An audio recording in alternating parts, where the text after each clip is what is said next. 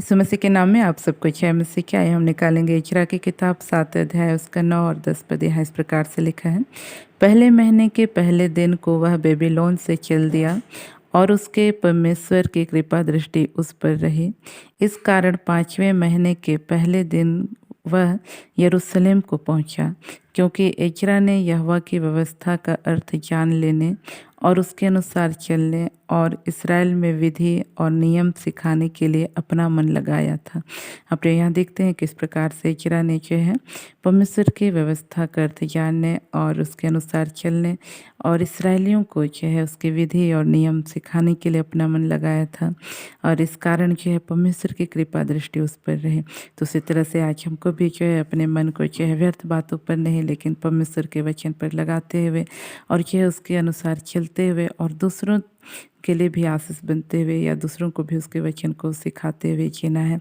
जब हम ऐसा करेंगे परमेश्वर की कृपा दृष्टि हम पर जो है बनी रहेगी, और जब उसका कृपा दृष्टि हम पर बना रहेगा तो इस संसार में हम जो है परमेश्वर की महिमा के लिए जो है हम एक अच्छा जीवन जी सकेंगे, है ना। हम देखते हैं कई बार जो है हम इस संसार में कई कामों को करना चाहते हैं लेकिन वो नहीं बन पड़ पाता है।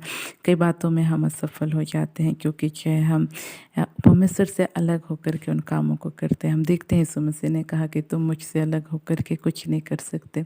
जब हम उसमें बने रह करके उसके अनुसार जो है या उसके वचन अनुसार जीते हुए जब हम उसके कामों को करते हैं या और भी कुछ कामों को करते हैं तो हम जो है सफलता को अपने जीवन में देखने पाएंगे।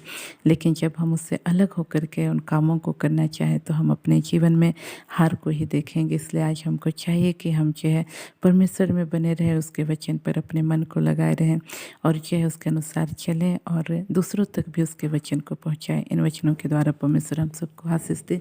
हम अपनी आंखों को बंद करेंगे और छोटा सा प्रार्थना करेंगे। Praise the lord. प्रभु जी, आपने अपने वचनों के द्वारा बोला, बातचीत किया, उसके लिए धन्यवाद करते हैं। प्रभु इस वक्त पिता परमेश्वर हम प्रभु जी हालेलुया प्रभु आपके सम्मुख आते हैं। प्रभु विशेषकर प्रार्थना करते हैं पिता परमेश्वर हालेलुया इस बहन के लिए जिसका नाम पिता परमेश्वर हाँ प्रभु रेबिका है। पिता परमेश्वर ये बहन प्रभु आपसे अलग होकर के बहुत कुछ करना चाहती है प्रभु जी।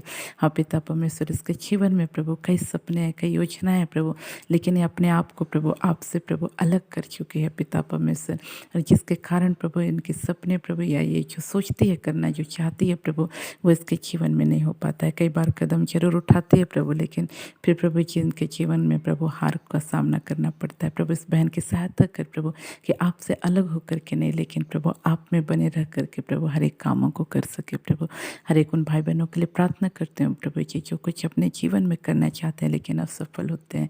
उसका कारण ये है प्रभु कि वे आपके वचन से प्रभु हट के जीवन जी रहे हैं। प्रभु ऐसे भाई बहनों की आप सहायता कीजिए पिता परमेश्वर, अपने आप को आपके वचन की अधीनता में लाने के लिए सहायता कीजिए प्रभु जी, आपकी इच्छा अनुसार जीने के लिए सहायता कीजिए और प्रभु जी आपकी महिमा के लिए प्रभु अपने आप को समर्पित करने के लिए सहायता कीजिए और होने दीजिए प्रभु। उसके बाद जो कुछ ये करते हैं प्रभु उसमें ये अपने सब जीवन में प्रभु सफलता को प्राप्त कर सकें।